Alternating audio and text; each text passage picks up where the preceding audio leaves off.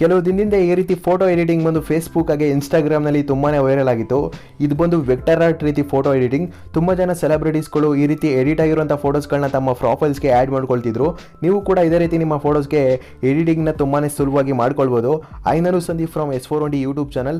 ನೀವು ಕೂಡ ಇಲ್ಲಿ ಕಾಣಿಸ್ತಾ ಇರೋ ರೀತಿ ಎಡಿಟಿಂಗ್ಸ್ನ ನಿಮ್ಮ ಫೋಟೋಸ್ಗಳಿಗೆ ತುಂಬಾ ಸುಲಭವಾಗಿ ಮಾಡ್ಕೊಳ್ಬೋದು, ಅದು ಕೇವಲ ಒಂದೇ ಒಂದು ಕ್ಲಿಕ್ನಲ್ಲಿ.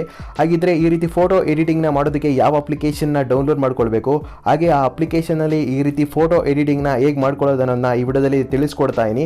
ಅದಕ್ಕೋಸ್ಕರ ಈ ವಿಡಿಯೋನ ಸ್ಕಿಪ್ ಮಾಡದೆ ಕೊನೆ ತನಕ ನೋಡಿ. ಅದಕ್ಕೂ ಮುಂಚೆ ಈ ವಿಡಿಯೋ ನಿಮ್ಗೆ ಏನಾದರೂ ಇಷ್ಟ ಆದರೆ ಈ ವಿಡಿಯೋನ ಮರೀದೆ ಲೈಕ್ ಮಾಡಿ. ಹಾಗೆ ನೀವಿನ್ನೂ ನನ್ನ ಚಾನಲ್ಗೆ ಸಬ್ಸ್ಕ್ರೈಬ್ ಮಾಡ್ಕೊಂಡಿಲ್ಲ ಅಂದರೆ ಈಗಲೇ ಹೋಗಿ ಸಬ್ಸ್ಕ್ರೈಬ್ ಮಾಡ್ಕೊಂಡು ಪಕ್ಕದಲ್ಲಿ ಕಾಣಿಸೋ ಬೆಲ್ ಐಕಾನ್ ಮೇಲೂ ಕೂಡ ಕ್ಲಿಕ್ ಮಾಡ್ಕೊಳ್ಳಿ. ಈ ರೀತಿ ಫೋಟೋ ಎಡಿಟಿಂಗ್ನ ಮಾಡ್ಕೊಳ್ಬೇಕಂದ್ರೆ ಫೋಟೋ ಲ್ಯಾಬ್ ಅಪ್ಲಿಕೇಶನ್ನ ಡೌನ್ಲೋಡ್ ಮಾಡ್ಕೊಳ್ಳಿ. ಇದು ಬಂದು ನಿಮಗೆ ಪ್ಲೇಸ್ಟೋರಲ್ಲಿ ಸಿಗುತ್ತೆ, ಡೌನ್ಲೋಡ್ನ ಮಾಡ್ಕೊಳ್ಳಿ. ಅಥವಾ ಈ ಅಪ್ಲಿಕೇಶನ್ ಲಿಂಕ್ ಡಿಸ್ಕ್ರಿಪ್ಷನಲ್ಲಿ ನೀಡಿರ್ತೀನಿ, ಅದ್ರ ಮುಖಾಂತರ ಏನಾದರೂ ಡೌನ್ಲೋಡ್ ಮಾಡ್ಕೊಳ್ಳಿ. ಡೌನ್ಲೋಡ್ ಮಾಡಾದ್ಮೇಲೆ ಓಪನ್ ಮಾಡ್ಕೊಳ್ಳಿ. ಓಪನ್ ಮಾಡಾದ್ಮೇಲೆ ನಿಮ್ಗೆ ಇಲ್ಲಿ 3 ಸೆಕ್ಷನ್ಸ್ಗಳು ಕಾಣಿಸ್ತಾ ಇರುತ್ತೆ, ಟಾಪ್, ಟ್ರೆಂಡಿಂಗ್ ಹಾಗೆ ರೀಸೆಂಟ್. ನೀವು ಇಲ್ಲಿ ಟ್ರೆಂಡಿಂಗ್ ಸೆಕ್ಷನ್ಸ್ ಮೇಲೆ ಕ್ಲಿಕ್ ಮಾಡ್ಕೊಳ್ಳಿ. ಕ್ಲಿಕ್ ಮಾಡ್ಕೊಂಡಾದ್ಮೇಲೆ ನಿಮ್ಗೆ ಇಲ್ಲಿ ಎಷ್ಟೊಂದು ರೀತಿ ಫೋಟೋ ಎಡಿಟಿಂಗ್ಸ್ಗಳು ಕಾಣಿಸ್ತಾ ಇರುತ್ತೆ. ಸ್ಟಾರ್ಟಿಂಗಲ್ಲೇ ನಿಮಗೆ ವೈರಲ್ ಆಗಿರುವಂಥ ಫೋಟೋ ಎಡಿಟಿಂಗ್ಸ್ ಕಾಣಿಸ್ತಾ ಇರುತ್ತೆ, ನೀವು ಅದ್ರ ಮೇಲೆ ಕ್ಲಿಕ್ ಮಾಡ್ಕೊಳ್ಳಿ. ಕ್ಲಿಕ್ ಮಾಡಾದ್ಮೇಲೆ ನಿಮ್ಮ ಎಲ್ಲ ಫೋಟೋಸ್ಗಳು ಬಂದು ಇಲ್ಲಿ ಅಪಿಯರ್ ಆಗುತ್ತೆ. ನೀವು ಯಾವ ಫೋಟೋನ ಎಡಿಟ್ ಮಾಡ್ಕೋಬೇಕೋ ಆ ಫೋಟೋ ಮೇಲೆ ಕ್ಲಿಕ್ ಮಾಡಿ. ಕ್ಲಿಕ್ ಮಾಡಿ ನಿಮ್ಮ ಫೋಟೋನ ಕರೆಕ್ಟಾಗಿ ಕ್ರಾಪ್ ಮಾಡಿಕೊಂಡು ಕೆಳಗಡೆ ಕಾಣೋ ಗ್ರೀನ್ ಆರೋ ಬಟನ್ ಮೇಲೆ ಕ್ಲಿಕ್ ಮಾಡ್ಕೊಳ್ಳಿ. ಗ್ರೀನ್ ಆರೋ ಬಟನ್ ಮೇಲೆ ನೀವು ಕ್ಲಿಕ್ ಮಾಡಾದ್ಮೇಲೆ ನಿಮ್ಮ ಫೋಟೋಗೆ ಎಡಿಟಿಂಗ್ ಪ್ರೊಸೆಸ್ ಬಂದು ಸ್ಟಾರ್ಟ್ ಆಗುತ್ತೆ.